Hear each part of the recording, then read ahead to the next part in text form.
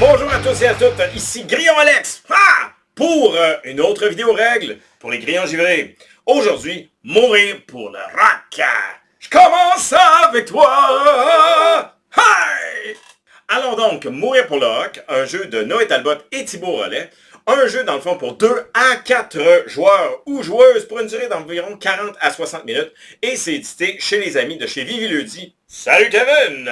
Dans ce jeu, tu vas incarner, toi, ma public, une rockeuse ou un rocker d'une personnalité particulière. On va le voir de toute manière un petit peu tout à l'heure, mais vous allez reconnaître des noms. C'est quelque chose d'un peu nostalgique, donc comme Marjo Hendrix, Janice Leloup, Kurt Peak et mon préféré, Billy Joe Boulet, avec qui j'ai gagné, bien sûr. Hey! Hey! Hey! On a jasé ton père puis moi. Hey! Sous comme une botte. Hey! Alors, le but du jeu, bien entendu, c'est d'accumuler des points de victoire, qui ici, dans le cadre de jeu-ci, sont des points souvenirs, nostalgie. Alors, et donc, pour accumuler ces points-là, on va devoir utiliser des ressources. Et dans ce cas-ci, les ressources, ce sera l'argent. Et bien sûr, nos fans, parce que vous allez devoir accumuler une fanbase. Oui, mais... Passe plus n'importe. Le frigidaire fait bien de bruit. Avec ces ressources, bien entendu, on va être en mesure d'acheter des cartes. Ces cartes-ci, bien sûr, vont nous servir à différents moments dans le cadre de la partie. Mais pour vous donner un petit ordre d'idée ici, bien entendu, vous allez pouvoir, bien sûr, vous acheter des instruments de musique, du gear, des agents, parce qu'on en a toujours besoin. Par exemple, Céline Dion. Et bien sûr, faire de la tournée. Même s'il y en a qui préfèrent se la secouer. Incroyable! Et bien entendu, qui dit rock, dit sexe, drogue and rock'n'roll. Qu'est-ce que ça implique? C'est qu'il va falloir quand même faire un petit peu attention à sa santé mentale parce que le nombre d'actions que vous allez avoir pendant un tour va dépendre de votre santé mentale, qu'on peut voir ici justement sur le côté de chacun de vos personnages. Mais on va voir que pendant la partie, il y a peut-être un avantage d'en perdre graduellement. Allons voir les règles. Alors, en début de partie, ce que tu vas faire, c'est que tu vas te choisir une identité de rocker ou de rockeuse. Dans cet exemple-ci, Billy Joe Boulet et Marjo Hendrix, puisque c'est une mise en place pour 2 joueurs. En fonction justement du personnage, on va d'abord se sélectionner un objectif principal au hasard, 1 par joueur. Ensuite, on va distribuer 3 mini-objectifs par joueur et aussi un montant d'argent de ressources de départ qui est directement mentionné sur son rocker ou sa rockeuse. On va remarquer aussi, bien entendu, ici sur le plateau du rocker ou rockeuse, que vous allez avoir des cubes à positionner avec la position de départ ici pour la santé mentale, pour le nombre de chansons, donc à 0 pour commencer, les cubes de réserve, et on vous suggère le petit cube ici de plus lorsque vous aurez fait 5 chansons. Au niveau maintenant des plateaux ici de distribution ainsi que des cartes, vous allez remarquer qu'on a notre plateau central qui correspond aux 3 manches de la partie, donc les années 80, 90 et 2000. On va donc avoir aussi nos objectifs principaux, mini-objectifs de déposer ici, les vis, on va voir ça tout à l'heure, les cartes associées, donc soit aux années à l'année en cours, donc dans ce cas-ci c'est 80, mais aussi par la suite années 90 et 2000 avec un espace pour la défausse. Et ici en haut, comme je vous le mentionnais, on l'a fait pour 1-2 joueurs. Alors on va avoir une liste d'événements avec des cartes à retourner qui sortent directement de nos cartes des années 80 pour l'instant, ainsi que 2 cartes additionnelles sans événement. Aujourd'hui, je vois la vie avec les yeux du cœur! Hey! Bien sûr, on joue avec Marjo et Jerry. Vous l'aurez bien compris. Une fois que la distribution est faite, donc, on va regarder le nombre de points d'action qu'on va avoir. Et le point d'action, bien sûr, le nombre de points d'action est géré, en fait, en fonction de notre santé mentale. En début de partie, bien entendu, vous allez avoir le point de départ ici indiqué. Donc, on commence avec 3 points d'action. Je vais donc commencer mon premier tour en utilisant un point d'action que je vais venir déposer sur l'une des 6 actions possibles ici dans les années 80. Puis, comme bon musicien, on va commencer par s'acheter du gear.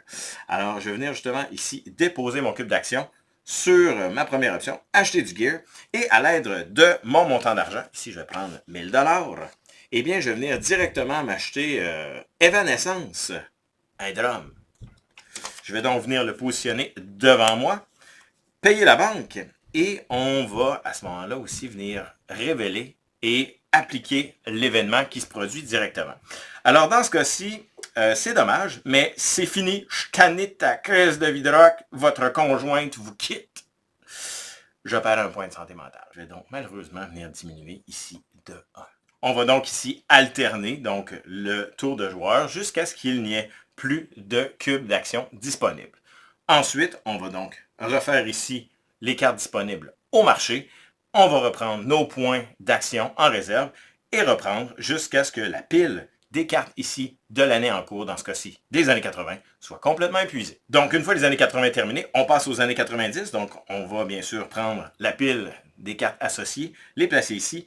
Et bien entendu, ce faisant, ce qui va se produire, c'est que je vais avoir accès à un peu plus d'actions, puisque j'aurai toujours accès aux actions des années 80, mais aussi maintenant aux années 90.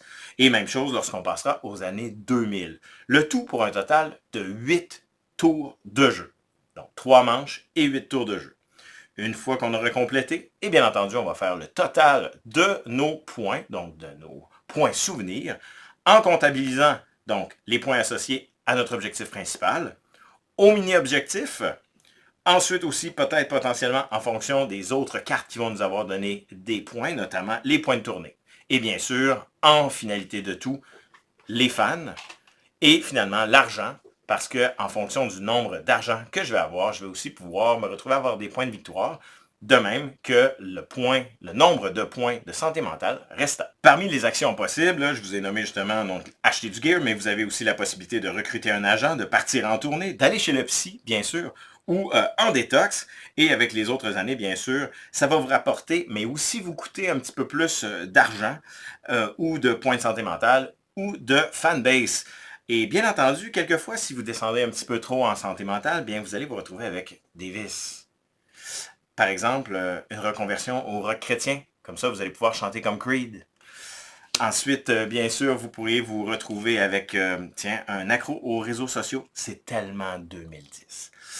Ou finalement, bien sûr, l'alcoolisme. Parlez-en, Eric. Bon, Pépin! Hey! Alors, pour nommer certaines petites actions particulières, là, pour avoir un peu plus d'idées à quoi ça sert, donc je reviendrai ici au niveau du plateau de joueurs. Alors, bien entendu, ici, on a l'action recruter un ou une agente. L'idée ici, c'est que les agents, c'est des cartes qui vont vous permettre d'aller chercher des bonus. Donc, de payer un petit peu moins d'argent, un peu moins de santé mentale, d'avoir un petit peu plus de fans, que ça vous coûte moins cher à faire des tournées, donc ce genre de trucs-là. Ensuite, acheter du gear, donc acheter des instruments de musique. Les instruments de musique vont vous servir à faire plus d'argent lorsque vous allez écrire des chansons. Bien entendu, on a partir en tournée. Partir en tournée, vous l'avez ici si je vous montre une carte. Donc, ça fait partie des objectifs directement de votre personnage. Donc, soit les objectifs principaux ou les mini-objectifs. Ça va être d'accumuler, dans le fond, certaines tournées. Donc, avec l'Asie, l'Océanie, les Amériques, l'Europe.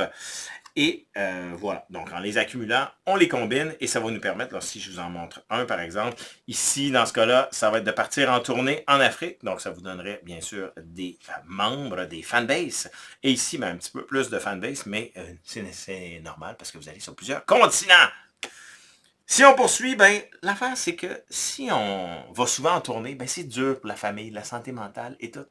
Conséquemment, ben, il va peut-être falloir aller chez le psy pour récupérer, donc autrement dit, régénérer un petit peu de votre santé mentale. Bien sûr, la détox, ici, ça va vous permettre de refaire jusqu'en haut votre santé mentale, mais ça va vous coûter une pleine action. Dans les années 90, donc quelques-uns, vous avez donc un trip de moche qui va vous coûter de l'argent. Sex, drogue and rock'n'roll. Vous allez aussi avoir exploration et recherche artistique. Finalement, dans les années 2000, les choses changent. Ça devient un petit peu différent. Hit me baby one more time, bien sûr. Alors, on passe au pot de vin. Ça, ben, vous payez 15 000 $, mais ça vous donne 10 000 points de victoire. Hein? Les gens vont se souvenir de vous parce que vous les avez payés, autrement dit. C'est des choses qui arrivent. Des fois, en enlevant du linge, ça fait ça aussi. Ensuite, il y a remise de prix. Ensuite, vidéo virale et d'autres petites actions comme ça, comme Vie de Rockstar. Anima! Ouais! Alors, c'était les règles de mourir pour le rock. Une règle faite juste pour toi. Oui, oui, toi. Ainsi que pour Vivi Ludi. Ma public, je t'aime et souviens-toi, mourir pour le rock, sex, drug and rock'n'roll. Parce qu'il y a de la boisson!